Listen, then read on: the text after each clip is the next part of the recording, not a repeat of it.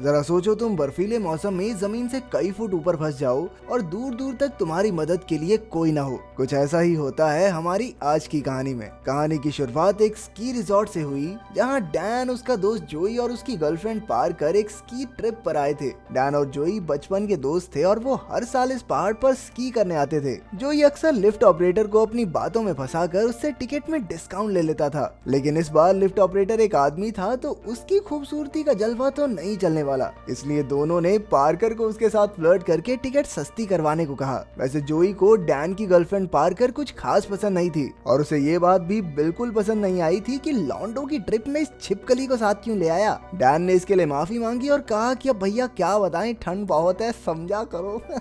आखिरकार वो तीनों एक लिफ्ट में बैठकर पहाड़ की चोटी की तरफ जाने लगे। रास्ते में जोई ने पार्कर को इतनी सिगरेट पीने के लिए टॉन्ट मारा जिस पर पार्कर ने भी सामने से उसकी बेइज्जती कर दी। तो क्या फूफू करना छोड़ के उस पैसे से पैड खरीद लूं? पागल, बहुत पैसे है मेरे पास। इधर बेचारा डैन बीच में बैठकर दोनों को संभालने में लगा था। तभी एकदम से लिफ्ट बीच में ही रुक गई। सभी लोग कंप्लेन कर रहे थे पर पार्कर एकदम चुपचाप बैठी हुई थी क्योंकि उसे ऊंचाई से बहुत डर लगता था। खैर कुछ देर बाद लिफ्ट फिर से चलने लगी और वो तीनों पहाड़ की चोटी पर पहुंच गए। लेकिन पार्कर की वजह से जोई और डैन हर बार की तरह मजे नहीं कर पा रहे थे क्योंकि उसे बिल्कुल भी स्की करना नहीं आता था और वो हर 2 मिनट में नीचे गिर जाती थी। इसी तरह उनका पूरा दिन निकल गया और फिर वो वापस आ गए। रात को रेस्टोरेंट में डैन और जो पिज्जा खाते वक्त अपनी खराब हुई ट्रिप के बारे में बात कर रहे थे। इस पर जो ने सुझाव दिया कि क्यों ना वो दोनों लास्ट वाली लिफ्ट पकड़कर फिर से स्की करने जाएं। वहीं पास खड़ी पार्कर ने उनकी सारी बातें सुन ली थी और उसने अपनी गलती के लिए उनसे माफी भी मांगी। ये सुनकर डैन को बुरा लगा और उसने एक बार फिर से पार्कर को साथ चलने को कहा। पार्कर ने एक बार तो मना भी किया लेकिन डैन के बार बार कहने पर वो मान गई, जिसके बाद वो तीनों फिर से एक लिफ्ट पर पहुंचे। उनके लिफ्ट पर पहुंचने तक लिफ्ट बंद हो चुकी थी पर तीनों ने हार न मानते हुए लिफ्ट ऑपरेटर से रिक्वेस्ट करना शुरू किया। उसने बताया भी कि एक बर्फीला तूफान आने वाला है तो लिफ्ट जल्दी बंद करनी पड़ेगी, पर आखिर में तीनों ने उसे $100 ज्यादा देकर मना ही लिया। उनके निकलते ही लिफ्ट ऑपरेटर के साथ काम करने वाले एक आदमी ने उसे अगले हफ्ते का शेड्यूल बताया, जिसे सुनकर वो लिफ्ट ऑपरेटर गुस्से में आ गया। अगले हफ्ते मैं नहीं आऊंगा, घर जाना है मुझे, मम्मी इंतजार कर रही मेरा, अभी उस मैनेजर के बच्चे से बात करके आता हूँ। पर जाते जाते उसने उस दूसरे आदमी को बताया कि अभी 3 लोग लिफ्ट पर बैठे हैं और उनके वापस आने से पहले लिफ्ट को बंद मत करना। पर तभी वहीं पास में 3 लोग स्की करते हुए आए तो उस आदमी को लगा कि यही वो 3 लोग होंगे और इसके बाद उसने लिफ्ट को बंद कर दिया। उधर डैन, जो और पार्कर को लगा कि शायद दिन की तरह ही लिफ्ट कुछ मिनटों के लिए रुक गई होगी। जो ने मदद के लिए आवाज भी मारी लेकिन तब तक सभी जा चुके थे। अब धीरे धीरे तापमान गिर रहा था और तीनों को ठंड लगनी शुरू हो गई थी। कुछ ही मिनटों बाद वहाँ की सारी लाइट्स भी बंद हो गई और तीनों को समझ आया कि लिफ्ट अपने आप बंद नहीं हुई, किसी ने बंद कर दिया इसे। ऐसा होने पर पार्कर डर के मारे चिल्लाने लगी। उसे शांत करने के लिए डैन ने कहा, बाबू ऐसे रोते नहीं है बाबू, लाइट चली गई होगी, क्या हो गया,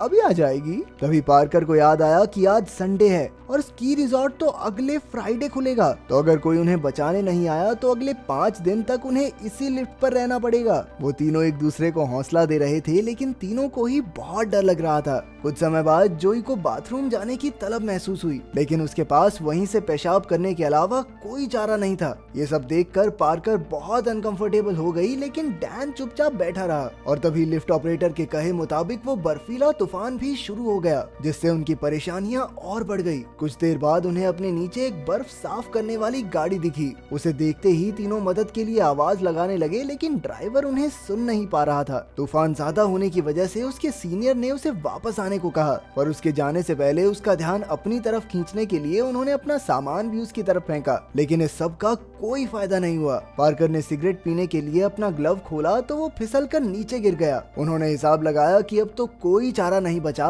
और हम में से किसी को नीचे उतर कर मदद ढूंढनी पड़ेगी। डैन ने ये जिम्मेदारी अपने सर लेने का फैसला किया। बाकी दोनों ने डैन को रोकने की बहुत कोशिश की लेकिन डैन को लगा कि नीचे बर्फ ही बर्फ तो है, मस्त कूदूंगा, कुछ नहीं होगा। जोई ने उसे समझाने की कोशिश की कि उन्हें सुबह तक इंतजार करना चाहिए लेकिन डैन ने किसी की नहीं सुनी और नीचे कूद गया। नीचे कूदते ही उसे पता चला कि जमीन काफी सख्त थी क्योंकि उसके दोनों पैर टूट गए। बहुत तेजी से उसके शरीर का खून बहने लगा। हालत इतनी खराब थी कि उसके पैर की हड्डियां साफ दिख रही थी। डैन इतने शौक में था कि उसे किसी की आवाज नहीं सुनाई दे रही थी। वो अपनी इस हालत पर विश्वास ही नहीं कर पा रहा था। उसकी मदद के लिए पार्कर ने अपना स्कार्फ फेंका जो जाकर एक पेड़ पर लटक गया। फिर जोई ने अपने मफलर को एक बॉल बनाकर फेंका जो डैन के पास गिरी, पर वो इतने दर्द में था कि अपने पास पड़े उस मफलर को उठा तक नहीं पा रहा था। बहुत मुश्किलों के बाद उसने उस स्कार्फ को अपने पैर में बांधा और जोई को रस्सी पर लटक कर टावर तक पहुंचने को कहा, क्योंकि हर टावर पर एक सीढ़ी लगी थी जिसकी मदद से वो नीचे उतरकर मदद ढूंढ सकता था।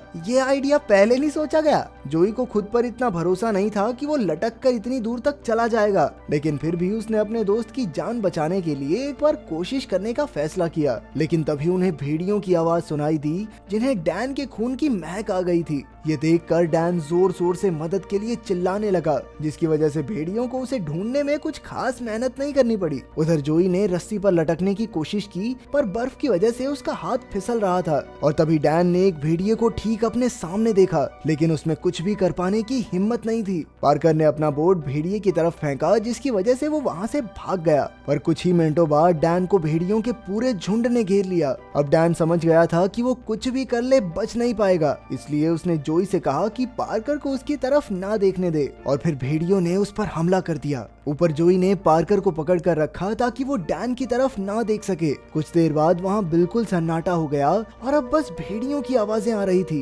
पार्कर ने डैन की मौत का इल्जाम जोई पर लगाया, लेकिन उसने ये मानने से साफ इनकार कर दिया। जोई ने अपनी सफाई में कहा कि मैंने तो कितनी बार उसे रोकने की कोशिश की थी, अब अगला ना माने तो मैं क्या करूं। इसके बाद दोनों आपस में बहस करने लग गए, लेकिन आखिर में वो एक दूसरे से चिपक कर सिर्फ रो रहे थे। अगले दिन सुबह उठने पर पार्कर ने देखा कि उसका हाथ एक रॉड से चिपक गया था, और जब उसने अपना हाथ छुड़ाने की कोशिश की तो उसके हाथ की खाल उस रॉड से ही चिपकी रह गई। दोनों की हालत बहुत खराब हो गई थी और उन्हें पता था कि वो एक और दिन यहाँ जिंदा तो नहीं बच पाएंगे। जोई ने फैसला किया कि वो सपोर्ट टावर तक लटक कर पहुँचने की कोशिश जरूर करेगा, पर पार्कर ने उसे कुछ घंटे और इंतजार करने को कहा, जिसके बाद जोई थोड़ी देर और सो गया। कुछ समय बाद पार्कर ने बहुत शर्माते हुए उसी जगह पेशाब किया। वो घिन और मरने के डर से रोने लगी। जोई के नींद से उठने पर दोनों आपस में बातें करने लगे और जोई ने बताया कि वो कैसे डैन से स्कूल में पहली बार मिला था और आज डैन ने उसकी मदद करते हुए अपनी जान गंवा दी। उसने फैसला किया कि वो डैन की कुर्बानी को खराब नहीं जाने देगा। उसने एक बार फिर से रस्सी की मदद लेने की कोशिश की,